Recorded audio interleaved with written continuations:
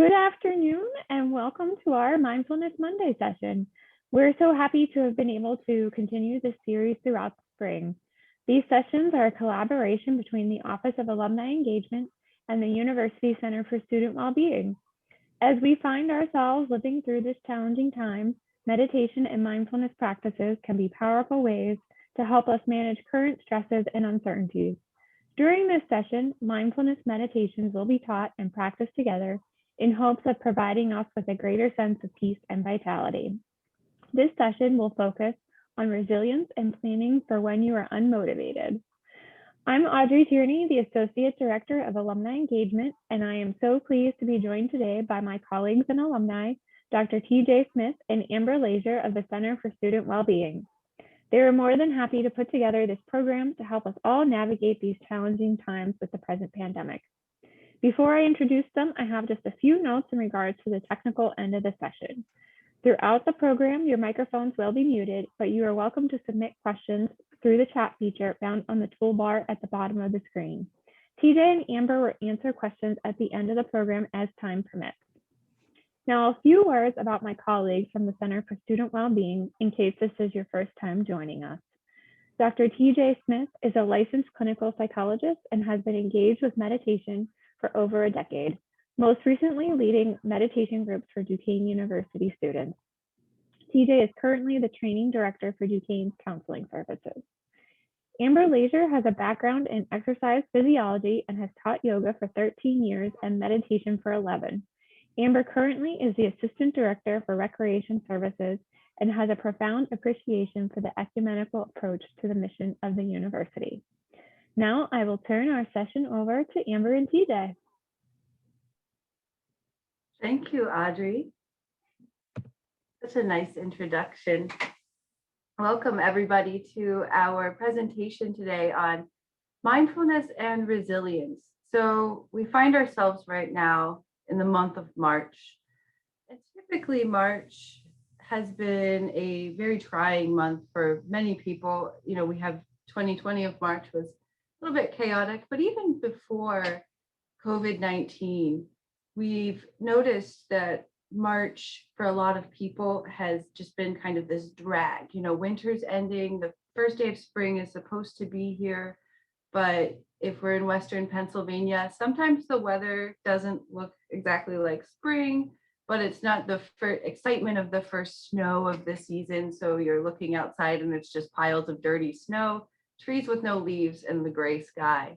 So that can tend to make us feel like we're just kind of dragging ourselves through the month. Additionally, and I work in the fitness center, I'm a personal trainer.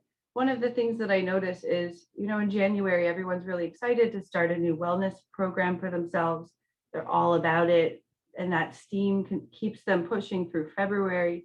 Then we get into March, and this is typically the time when our personal goals for ourselves that we might have set at the beginning of the year start to wane as the rest of life starts to creep in. And we find ourselves maybe in those spaces where we're lacking motivation, feeling a little bit more tired. And there are a lot of reasons for that. But our goal for today's class is to provide you with some of those tools to help you to stick with the motivation, stick with your goals, but also to be resilient. So when we have those knocks that life provides for us at times, that we can kind of bounce back and really be aware of our present moment instead of focusing on the future, thinking about the past, or just being hard on ourselves for whatever reason. So I'm sitting in a really creaky chair. So if you hear a lot of noise, it's the chair I'm in.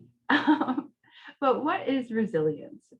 Resilience is the capacity to recover quickly from difficulties or toughness. It's also the ability of a substance or object to spring back into shape or elasticity. So when we think of resilience, a rubber band is a really good image, because if you pull on a rubber band, if it's new or not old at the bottom of your drawer and you let go of it, it generally returns to its original shape. And when we try to cultivate resilience in ourselves, oh, TJ, great, great illustration. When we try to cultivate resilience in ourselves and it takes a certain amount of mindfulness or awareness of the self so that we can recognize that we're in a difficult situation. And then that recognition itself is sometimes enough to remind ourselves that we can bounce back. We are elastic. We are not stuck in this position forever, and everything is temporary. So I'd like to discuss physiological resilience to get us started, because we have mental resilience and physical resilience, as well as other forms of resilience. But on a physiological sense, we hold stress in our bodies. And as we hold on to stress, we've spoken of this in some past presentations where we did a scan of ourselves and we think of ourselves in stressful situations and we imagine what our physical response to it is. And some of the things that we brought up were maybe we clench our jaw, maybe we lift our shoulders, maybe we hold our fists tight, and all of those markers of stress in our bodies tends to give us tension even when we're not stressed out, if it's over a long period of time, because we form new neurological pathways. So if I'm always holding my shoulders tense because that's my response to stress, my body is resilient. So it creates new neurological pathways to innervate those muscles, and it keeps those muscles tight even when they don't need to be. So you might notice if you're a shoulder raiser that even in times of no stress, if you put your hand up here on your shoulder, you might notice, your trapezius muscle is a little bit tighter, or, if somebody squeezes your shoulders and you feel like an instant release, that's an indication that you've created a new neurological pathway that tells your muscles to stay tight or stay in a state of stress, even when they might not need to be. The good news here is if we can create that neurological pathway to keep that muscle tight, we can also create a new neurological pathway to remind ourselves to relax or to decrease that innervation. We also have physiological resilience in reference to injuries. So as we age, we tend to recover less quickly, but we still do recover. And so if you injure your knee, by doing certain exercises, we can develop new neurological pathways and fix those injuries just through a rehabilitative process, as well as anticipatory reactions. So let's say you hurt your knee on a run and it bothers you, it sets you back, there was pain associated with it. In future runs, you have developed a new neurological pathway to react in an anticipatory way. So if you hurt your left knee as you're running, after you recover, when you run, you're going to be a little bit more mindful of your knees and running in such a way that doesn't create pain. And that's a great example of resilience. We also have metabolic changes and sleep adaptations as a result of resilience. So if we are maybe trying to drop a couple pounds at the beginning of the year and we're eating less, our metabolism slows down. Our body is resilient, so it tells our metabolism, slow down, you're not getting as much food as you need. So that's one change that could happen. Whereas if you start eating more or getting a more balanced diet and you're utilizing your calories in a positive way, then your body's going to react in a metabolic way to ramp up that calorie burn throughout the day, as well as lifting weights. As we lift weights, our body changes so that it raises our metabolism and makes our muscles stronger. And finally, when we are developing resilience, you might see some sleep adaptations as well. So if we're not so stressed out or in a constant state of stress about whatever is happening in our day, and because our resilience practice has been enhanced, we might notice that we're sleeping better as well, because we're not staying awake for anxious making thoughts or getting up early for that same reason. Don't even talk about sleep right now. I'm thinking about resilience and the fact that we just did the spring ahead clock change too. So this is the first Monday after that. So it takes a while for me to adjust to the spring forward, given that, anytime I'm waking up, it's experienced as an hour earlier than I usually wake up. And, Audrey and I were talking about this before we got started today, and that's a great example of resilience. Mm-hmm. So there's always that time where we're getting used to it. We're feeling everybody reacts a little bit differently. But isn't it amazing how quickly we can Yes. back and recover and go about our day just as we always have? It's not like we'll find ourselves in September still lamenting that time change back in March. Oh, darn you, March. So that's a great example.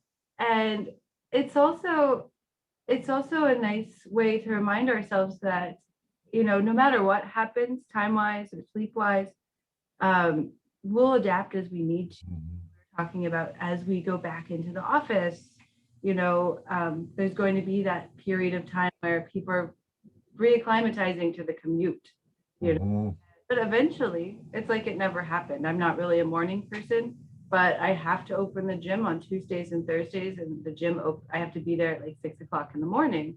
And while I'm not a morning person, I know that I have to open the gym. So I'm there, we are more resilient than we think. And these small examples are a great reminder for us that we can get through the month of March. Yes, bounce back. That's what it is. Not the absence of like a stressor externally or internally. It's that bouncing back that you were talking about with the resiliency quality. Yeah. So we're going to begin now with another chakra meditation. And we chose this meditation specifically because even if you don't believe in chakras as energy centers within the body, they are all areas that require some of our attention some of the time. And each area represents a different aspect of our life that needs attention. Sometimes we have more energy or we're dedicating more time and thought on certain areas and not others. And regarding resilience, the chakras can be split up into separate parts of the body. And typically the lower parts, the red, orange, and yellow in this visual, are responsible for our physical needs. So we're going to really be focusing on those because when it comes to meditation, when it comes to resilience and relaxation, it's built on the foundation of being okay physically. And so it serves as a great reminder to ourselves that we are okay. We might have some external stressors happening, we might have some internal stressors happening, but in the present moment, we do have everything that we need. So I'll briefly go over each individual chakra and what they mean, and then we'll settle into a brief meditation on the lower chakras. So the root chakra is at the base of the spine, and it's simply associated with food, clothing, shelter, having everything that you need here, and it comes from the earth, so it helps us to remain grounded. The next is the sacral chakra, so it's right below your belly button, and that's associated with fluidity, creativity, also our sexuality and our adaptability. So it's a water symbol, and it's all about flow and movement. And as life comes, we have to move with it, because if we hold ourselves in a rigid place, then we're going to have a lot more stress associated with those changes that life brings. The next is right above the belly button, and that's the solar plexus chakra, and that's associated with willpower or power in general. So the strength that we exert on the world, or our force. And then above that is our heart chakra. We've talked about that on the Valentine's Day episode, where it's our compassion and our connection with others, followed by the throat chakra, which is located at our throat. And that's our communication and our voice, our engagement with others, followed by the third eye chakra right in between the eyebrows. And that is associated with our intuition, our gut instinct. So all of those times that we can kind of predict something is going to happen without really thinking specifically about each event. And that's our predictive ability. And finally is our crown chakra, and that's at the top of our head, and it's associated with our connection to the divine. So let's get ourselves into a comfortable seated position, evenly situated on the left side and the right side of the body, and then shift your body forward and back so that you're evenly situated from the front to the back of the body. Now we're going to reach our fingertip up to our earlobe, and we're going to draw a straight line down. Does it touch your shoulder? Does it touch your collarbone? A lot of times as we sit at computers and phones, driving cars, our chin starts to push forward. So we want to just tuck our chin in and then make sure that we have a nice alignment. So if we drop that line down, it's touching our shoulder. It could be a little bit in the front of the shoulder. That's okay. We don't want it to fall down more on our chest. And then we're going to draw a straight line from our shoulder. We don't have to do this with our finger, but it helps. So we draw a line from our finger down to our hip. If our shoulder does not hit that hip bone, if that line from the front of your shoulder down is too far forward and it touches your leg, then you know that you're hinging forward from the hip. So you just want to lean back slightly. It takes a little bit more core engagement, but it keeps our spine in a neutral position so that we're as safe as possible. Now that we've gotten our alignment, I want you to inhale, lift the shoulders, exhale, relax them down away from the ears, and close your eyes. Breathing in through the nose and out through the nose if you can, feeling the air as it enters and exits, just noticing how it feels in the nostrils. Noticing how the air feels as it enters into your lungs, as your chest expands, and how it feels for your chest to compress. Maybe your core muscles begin to engage. Just take notice of the physical sensation of that breath. As we inhale and exhale. Inhaling, bringing awareness to the body. Exhaling, attempting to relax.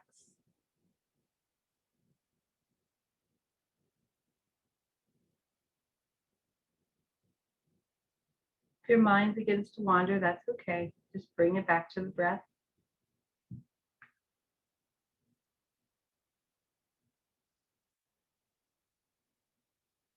And now as we inhale, we're going to focus at that space at the base of the spine. Visualizing the color red. And as we focus on the space at the base of the spine while visualizing the color red, I want you to take note of the feelings of your feet against the floor, your hips against the chair. Feeling the weight of your body being supported by the chair and the floor. Remind yourself that you are supported. In this moment, you have everything that you need. You have the earth to support you. You have a roof over your head.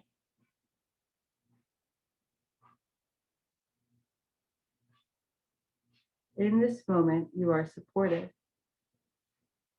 If you'd like to visualize the support that you have, you may do so now. Maybe that's the food in your refrigerator, the clothing that you're wearing.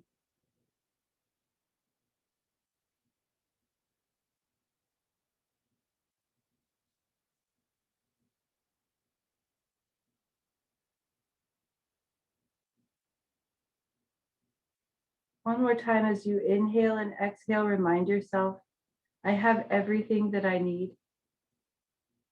and I am enough.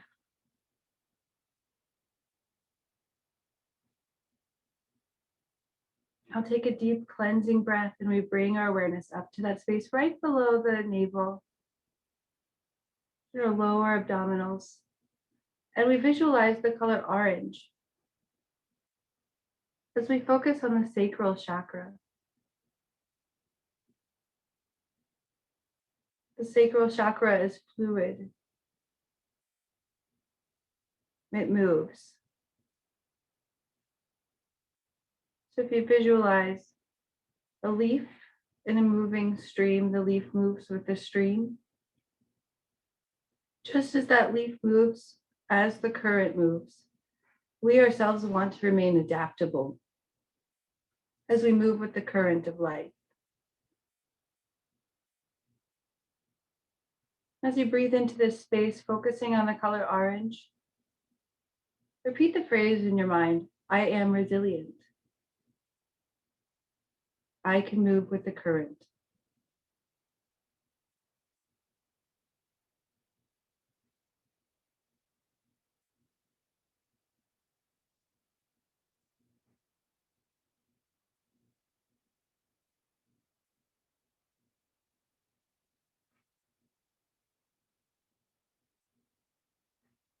Take one more cleansing breath, reminding yourself that you are resilient.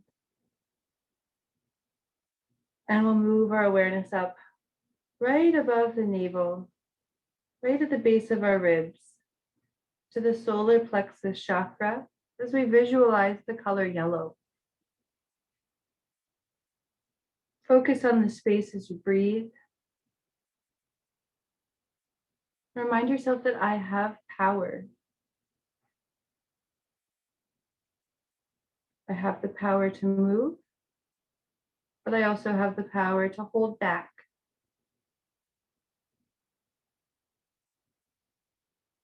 Remind yourself that you have the ability to exert your will, just as you have the ability to pull back when it's necessary.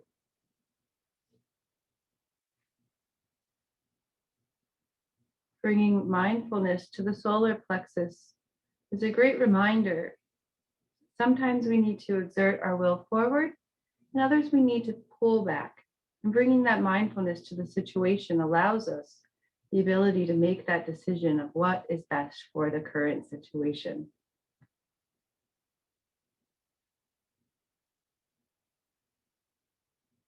Take one more cleansing breath as we focus on the solar plexus chakra.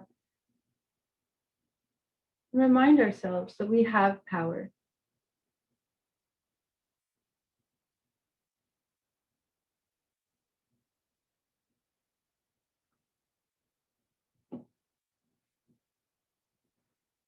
And from here, we're going to just focus on our breath, on our inhale and exhale. As we breathe in for 4 counts and exhale for 8 counts.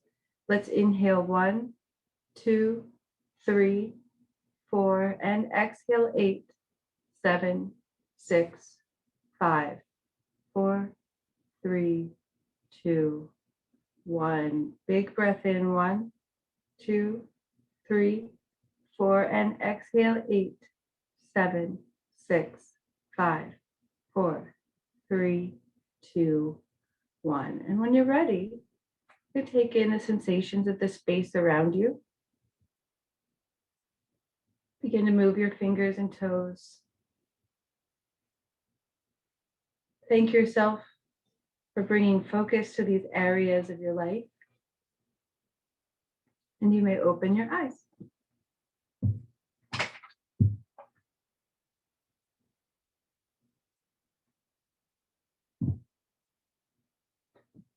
I hope you enjoyed that meditation. And as I said at the beginning, even if you don't believe that chakras are truly a thing, that's okay. But they're all areas of our life that we can benefit from thinking about from time to time and bring that sense of mindfulness to our ability to exert our will or to pull back, our ability to be resilient, and a reminder that we are enough and we have enough.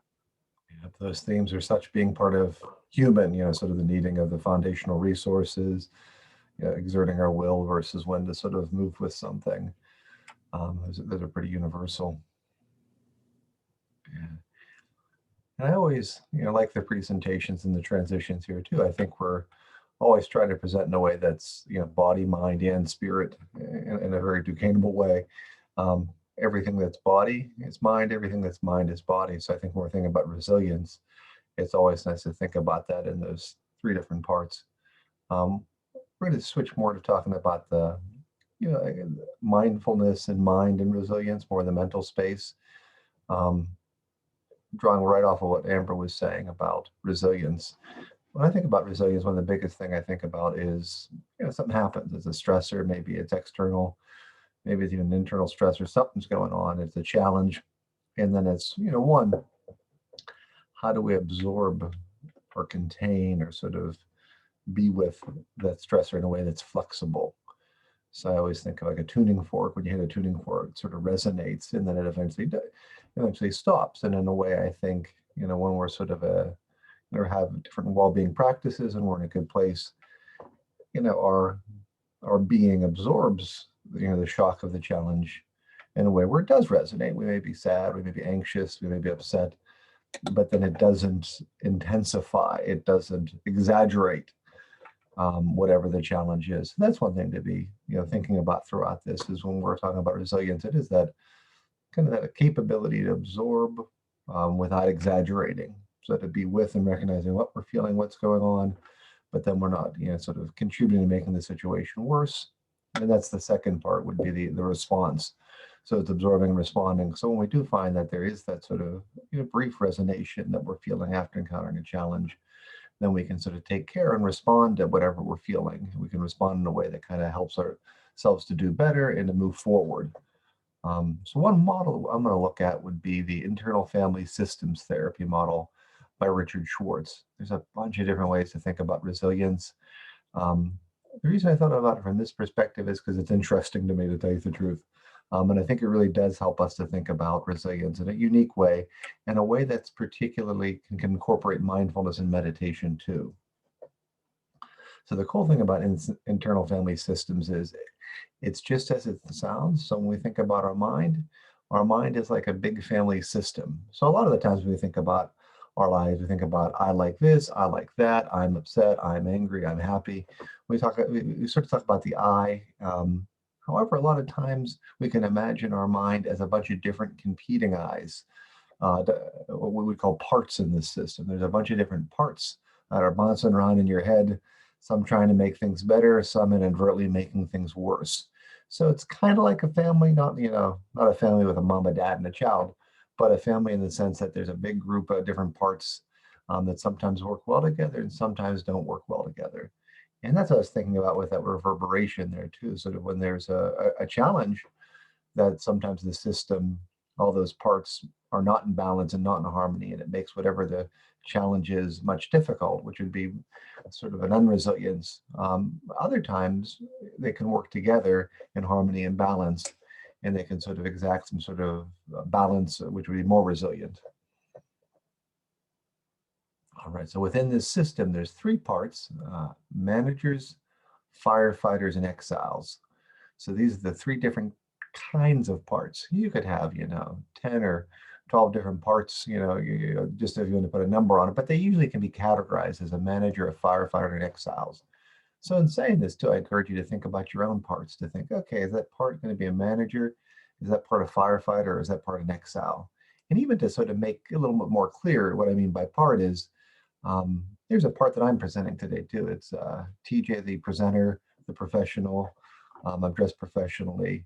However, there's a different TJ that you might see when I'm at home making a bad dad joke, dancing to some music with my daughter. That's another part. And these parts work well together, so they know when to come out, they know when to recede. So that's what I'm saying. It's almost like a different personality or different persona that might come out at different times.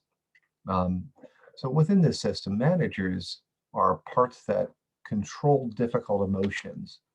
And I say that they control, they try to make things better, so they're protective, but they really uphold really high ideals and expectations, and they resort to self-criticism a lot of the time. So they're protective, but this self-criticism, these are high ideals, can actually make us feel worse. So I'm thinking about, an example could be, let's just say if you have something going on at work, maybe there's a particular challenge and you're wanting to respond resiliently. A manager may come out and say, oh, look, you're not doing well at work. X, Y, or Z is happening. You know what? You need to try harder. You need to be perfect. You need to really make sure that you are working 24/7. You can't make a mistake. And then if you make a mistake, there might be another manager that comes up and says, oh, you should have tried harder. I can't believe this. You're not doing well. So in a way, they're trying to help us out, but they're just making the situation worse because we're feeling worse. Another class of parts is called the firefighters. Again, protective parts like the managers, but they kind of are more reactive, where the managers try to proactively control things. When firefighters react when something tough's coming up emotionally, and they try to get us to distract ourselves. So that distraction can be in all shapes and sizes. It could be something like just looking at your phone, maybe zoning out to the TV. It could be maybe sort of stress eating. It could be through some drinking. It could be drug use. It could be myriad and myriad, the different ways we have to distract ourselves.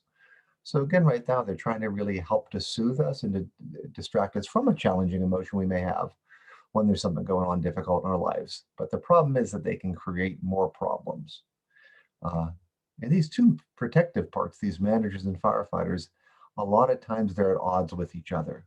So the managers want things in control, and they might even try to exert too much control over your life. And then the firefighters come along and boop, they're about disarray. They're about sort of not being in control. And as they sound, the firefighters trying to put out a fire, and that fire is a difficult emotion. So that a lot of times the managers and the firefighters, they get at odds. Hey, you shouldn't be zoning out to the TV so much. You should be doing a lot more work. You're having a difficult time at the job. Well, I really want to have the time to zone out to the TV. I want to distract myself on the phone. I don't want to think about this stuff so much. So they tend to be embattled with each other. Below this system, too, is the poor exiles. The exiles are those difficult emotions that I've been talking about. Those are those burdens, those times where we might feel helpless or hopeless or sad or anxious and fearful. Those are the parts that are overwhelmed and injured. And the managers and the firefighters are there to help them out. So those parts may even feel worse when there's a certain challenge in our lives. So all that being said, is really just to talk about unresilience or lack of resilience.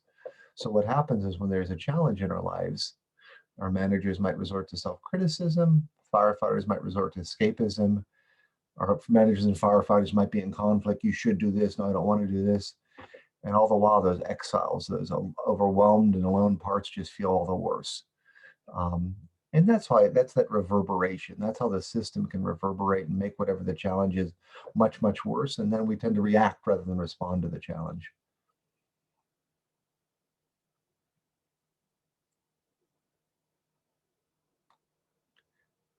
It also leads us to the self.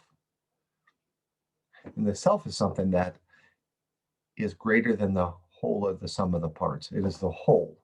So behind every part, there is the self. It's the larger self, rather than the small self that we might talk about. It's not a part, it's something much greater. It doesn't need to be cultivated too. That's the nice thing. It isn't that you have to sort of, find yourself or, work on yourself. The self is already there. It's almost like a birthright. It's just trying to find it, not in the sense of finding where it's at, but trying to sort of access it and relax back into it. And that's where mindfulness and meditation comes along so nicely. That one way we can sort of get into this more of this self mode is through practicing meditation and mindfulness, really coming back to ourselves, being quiet, not being as bothered by thoughts, feelings, and sensations, really focusing a little bit more. We tend to relax back into this larger self. The self itself is categorized by 8 different qualities. And Richard Schwartz calls this the 8 C's. And this graphic was used from Dr. Bonner, he's a local psychologist, to put together this graphic. And it kind of looks like a compass per se. So the 8 C's, or the qualities that the self contain, are curiosity, clarity, confidence, compassion, courage, calm, creativity, and connectedness. And thinking about this, I want to stay on this graphic for just a second. Think about different times where you might have had those experiences. What was it like to feel curious about something that was going on in your life? Maybe something going on internally. Those moments where you might have been feeling a sense of clarity or confidence. Maybe you were feeling a sense of self-compassion, a sense of courage, braveness, a sense of calm, creativity, or this sense of connectedness. This is sort of the self-experience, and we can get back to that through meditation. We can get back to that through mindfulness.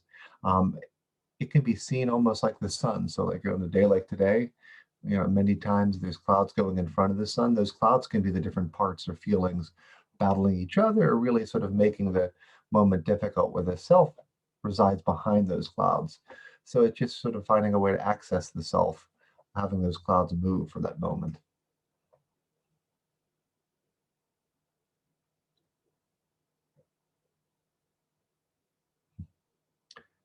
And then putting this all together, because although I find internal family systems interesting, I want to see how this has to do for resilience.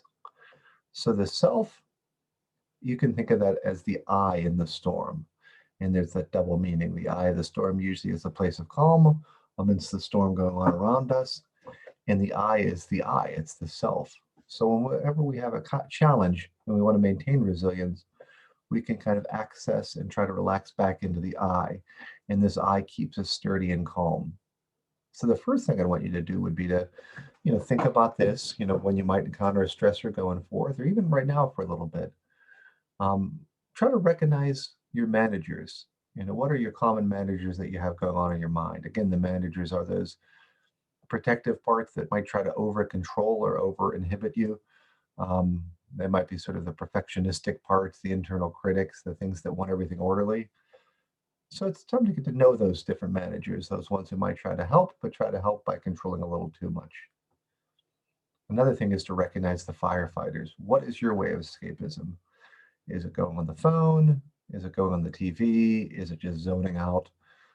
Maybe it would be eating, maybe it would be drinking. I see Amber's phone, the call, which is a lot of our challenges and difficulties here.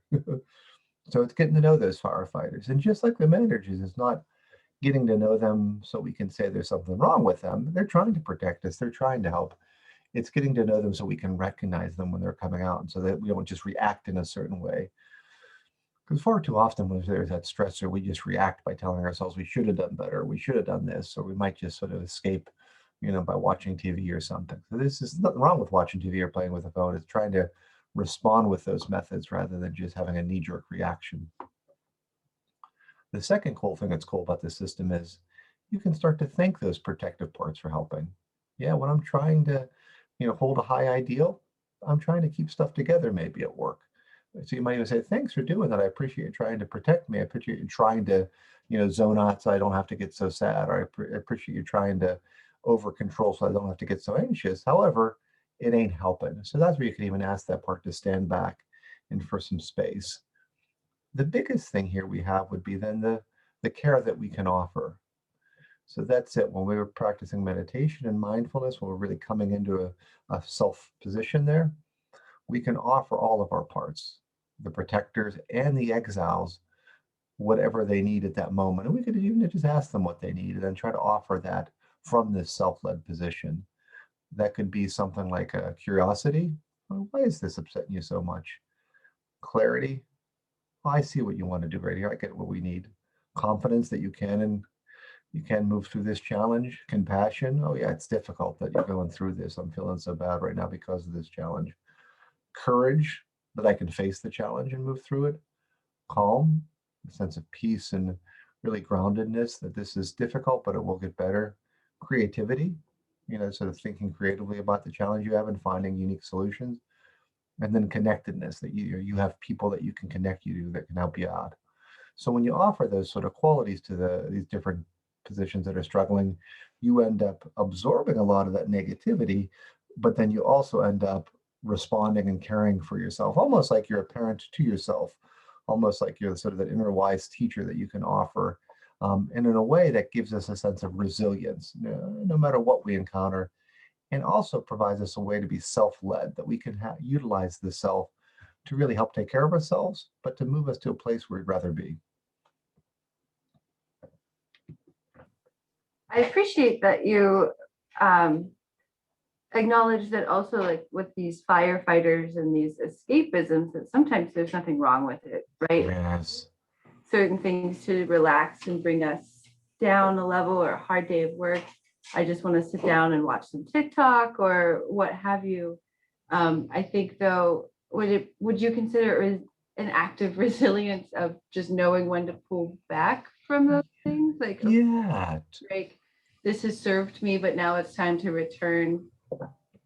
Yep. Yeah, that could be the that would be, the self-leadership would be there, sort of, sort of situated and grounded in self. Maybe that you let the sort of part that wants to watch TikTok take the lead, and taking the lead in a way where you're getting just enough of that good old-fashioned, jokes or whatever it is, or recipes that you need. In the same way with the managers too, there might be a time where it's good to have a high expectation. Like we have expectations for these presentations. I'd rather prepare for them than not prepare for them too. So there's going to be times where you let that sort of ideal side of you take the lead. So it is that it's self-led, is letting the self lead, but then also sort of divvying up to these different parts, just so that they take control in a way that isn't as extreme. Yeah, I think it comes back to that whole notion of finding the middle path or finding Yes. balance. This was a great illustration of that.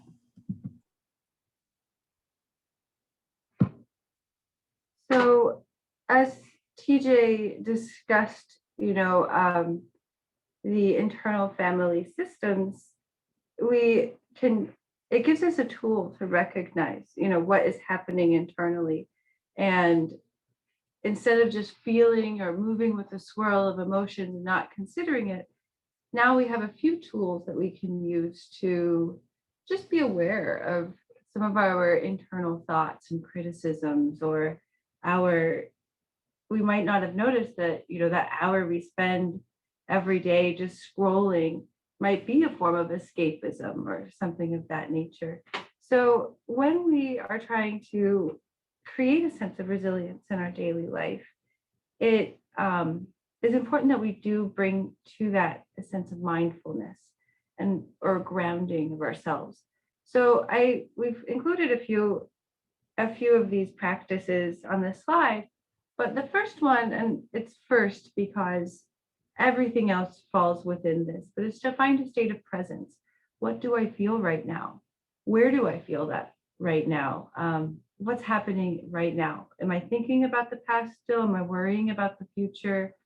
What's happening in the here and now? And when we're able to do that, we can get rid of some of that external noise of concerns or embarrassments or what have you. So the first and foremost is to find a state of presence. And we can do this with a variety of practices, but one of the easiest is to tune into the five senses. So what do I smell right now? What do I see? What does it feel like to be in this space? And just focusing on those things. Or if you are feeling a state of anxiety, then where do you feel it? Where do you feel your stress in your body?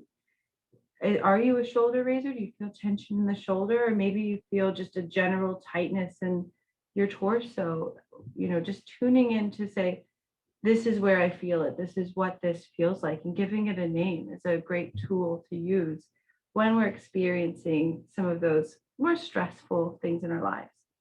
Another great way to bring a state of presence or grounding in our day is to use anchoring breaths. Because we're always breathing, it's always with us. So we can just focus on the breath, trying to keep the mind anchored in that inhale and exhale and the rhythmic motion of that. Noticing what it feels like to breathe, or counting your breaths, or saying inhale, exhale as you do it, and just attempting to keep your mind on the breath, or if it wanders, gently just bring it back.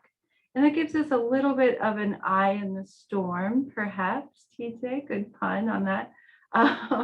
It gives us that space where, we might be in a stressful situation, but we can give ourselves that little bit of calm amidst it so that we can move forward with a little bit more clarity. And all of these things are fantastic, but if you don't remember to do them, then it's not going to be helpful to you. So for that reason, perhaps you have a totem or a symbol. So I have an Om necklace, every time I see it on a screen or I feel it, it's kind of heavy. It's a good indicator for me to breathe and just focus on the breath, or take a moment and try to be present, because maybe I'm getting a little too caught up in worries for the future, thoughts of the past. Or a symbol, this has an Om on it, and so the Om is that symbol. So maybe you have one that's special to you. Maybe you develop one specifically for the purpose of reminding yourself to ground yourself. Maybe it's a thread around your wrist. This is just a hair tie, but you could use something along those lines too. All right. As we begin, so shall we end. Here's a mountain meditation that I will walk us through. And the mountain, I think, is one image that we can visualize that can help us access the self. This isn't necessarily self-led meditation, but I think the mountain can be an image that we really use to sort of get a sense of some of these qualities of the self, such as calm, clarity, confidence, also groundedness there, so that when we're encountering a difficulty, a challenge, That could be something externally that happened to us. It could be emotional challenge, that we can use this image of the mountain to ground us in those moments. And just like the self is the eye in the storm, this mountain is something that sort of stays sturdy amongst many changing seasons and many, literal storms there as well. So this will be a visualization meditation exercise. So you can do seated as you are right now. So definitely begin by sensing the support you have in the chair, paying attention to the actual sensations of contact. Feel free to close your eyes. Finding a position of stability and poise.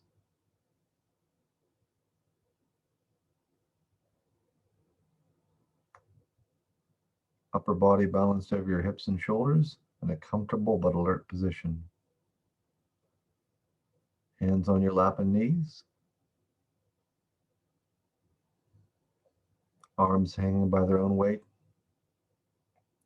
like heavy curtains, stable and relaxed.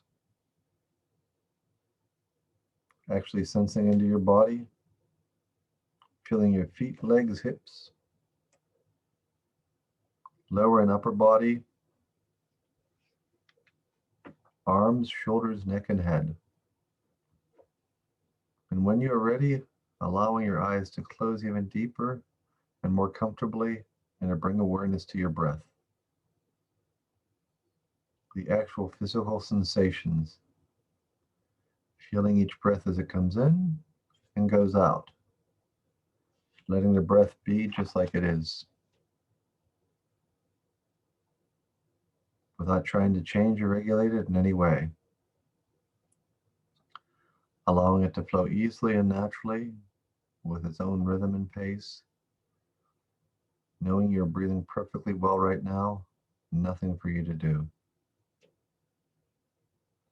Allowing the body to be still and sitting with a sense of dignity, a sense of resolve, a sense of being complete whole in this very moment, with your posture reflecting the sense of wholeness.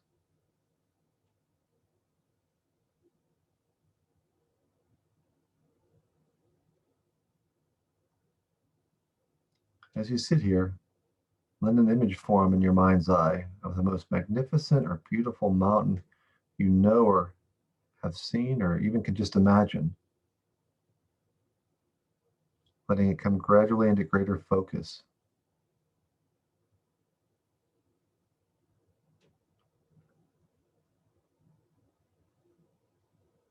And even if it doesn't come as a visual image, allow a sense of this mountain and feeling its overall shape, its lofty peak or peaks high in the sky, a large base rooted in the bedrock of the Earth's crust, its steep or gently sloping sides, noticing how massive it is, how solid, how unmoving, how beautiful, whether from afar or up close.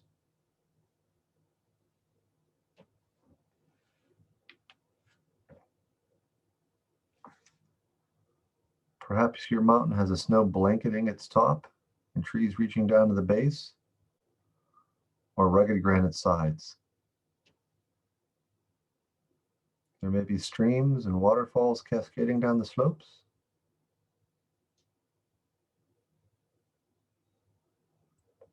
There may be one peak or a series of peaks, or with meadows and high lakes.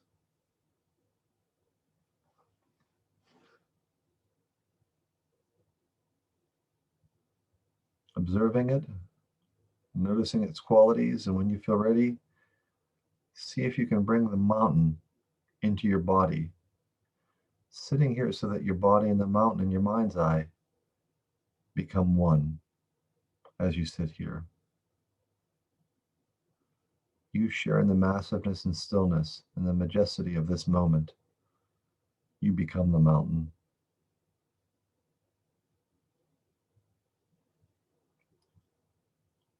Grounded in this sitting posture, your head becomes the lofty peak, supported by the rest of the body and affording a panoramic view. Your shoulders and the arms, the sides of your mountain. Your buttocks and legs, the solid base. Rooted to your cushion on chair, experiencing the body with a sense of uplift from deep within your pelvis and spine.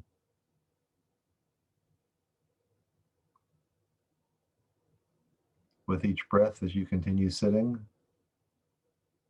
becoming a little more a breathing mountain, alive and valid and vital and strong, yet unwavering in your stillness, completely what you are, beyond words and thought, a centered grounding, unmoving presence.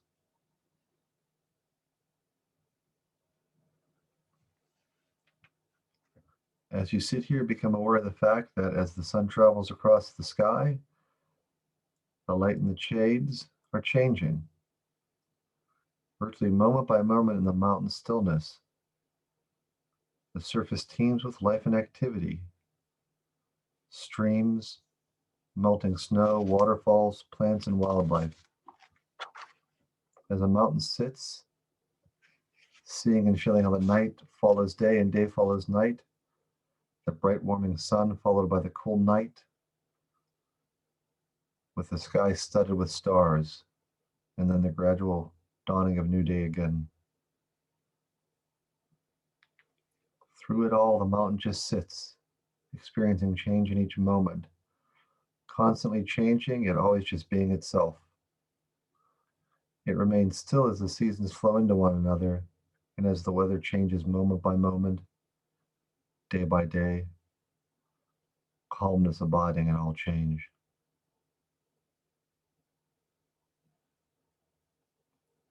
In summer, there is no snow on the mountain, except perhaps for the very peaks. Or in the fall, the mountains may wear a coat of brilliant colors. In the winter, a blanket of snow and ice. In any season, it may find itself at times enshrouded by clouds or fogs or pelted by freezing rain. People may come to see the mountain and comment on how beautiful it is, or how it's not a good day to see the mountain, that it's too cloudy, rainy, or foggy, or dark. But none of this matters to the mountain, which remains at all times essential to itself. Clouds may come, clouds may go. Tourists may like it or not. The mountain's magnificence and beauty are not changed one bit by whether people see it or not. Seen or unseen, in the sun or in the clouds, warm or frigid day or night, it just sits there being itself. At times visited by violent storms, buffeted by snow and rain, winds of unthinkable magnitude. Through it all, the mountain just sits. Spring comes, trees leaf out, flowers bloom in the high meadows and slopes, birds sing in the trees once again. Streams overflow with the waters of melting snow. In the same way as we sit in this meditation, we can learn to experience the mountain. We can embody it in unwavering stillness and groundedness, in the face that everything changes in our lives over seconds, hours, or years. In our lives and in our meditation practice, we experience a constantly changing nature of mind and body and of the outer world. We have our periods of light and dark, activity and inactivity, our moments of color and drabness. It's true that we experience storms of varying intensity and violence in the outer world, in our own minds and bodies. Buffeted by high winds, by cold and rain, we endure periods of darkness and pain, as well as moments of joy and uplift.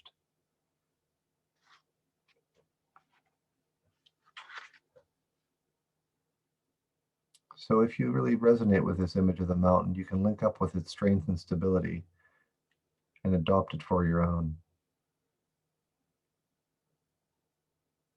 The weather of our own lives cannot be ignored or denied.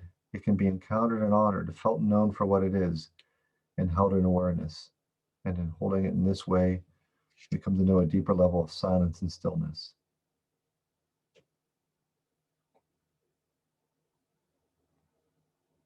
So if you find this resonated with you, the strength and stability of the mountain in your sitting, it may be helpful to use this from time to time in your meditation practice to remind you what it means to sit mindfully with resolve and wakefulness and in true stillness.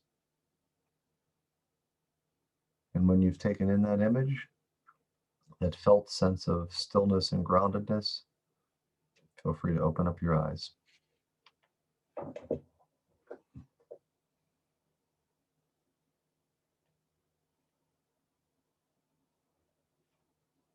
All right. So we'll leave you with this quote. Happiness is not found through changing our external world, but through changing our internal landscape. I thought I was on mute when I talked. Thank you for that meditation, TJ. It's one of my favorites, and one of my favorite places is Yosemite, which is mountains. And I think it's a really good, using mountains as an image is such a good image to have, because you have El Capitan and Yosemite, which is the one that guy climbed in free solo without any ropes and things of that nature. But even when there are always rock falls that happen there, and even when there are rock falls or avalanches or things happen, it'll never not be El Capitan. It still remains. And I think using your mountain meditation is a fantastic way to remind ourselves that no matter what seems to happen throughout the day or throughout the year, our awareness remains, just as Capitan is always going to be El Capitan. Well, excuse me. Thank you both so much. Before we wrap up today, I actually wanted to take a moment to get everyone's feedback on whether you'd be interested in attending our mindfulness meditation sessions over the summer from May through August. So I'm going to launch a poll here real quick. And if you can submit your feedback, that would be greatly appreciated.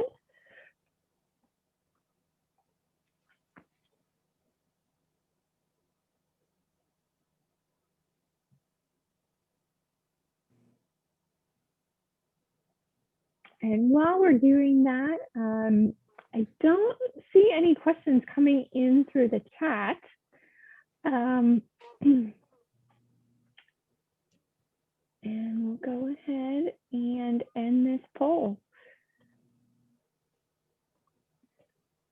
So once again, thank you so much, Amber and TJ, for this session today. And thank you all for attending. I know these sessions have helped me through this time, and I hope that they've done the same for you. And we'll take all of your poll results into consideration as we make plans for this summer. And be sure to watch for a follow-up email that will include the link to register for our next session on April 12th on Renewal. And in there will also be links for all of our upcoming virtual events. And if you have any questions for TJ or Amber that you didn't ask today, if there's anything specific you'd want to cover in the future, their email addresses will also be included in that email. Any parting words, Amber or TJ?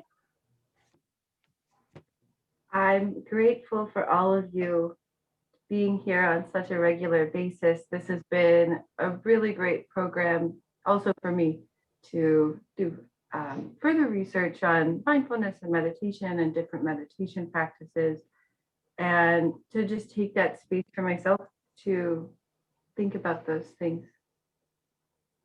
Wonderful. Yes, thank you all. And happy St. Patrick's Day, too. We got coming up Wednesday. Yes. I wore my green. Same here. Nobody chose our final on the poll. Daily dose of TJ and Amber. It's like brushing your teeth and flossing, right? Right. Well, thanks again, and have a great day, everyone. Stay safe, and as always, go Dukes. Go Dukes. See everybody.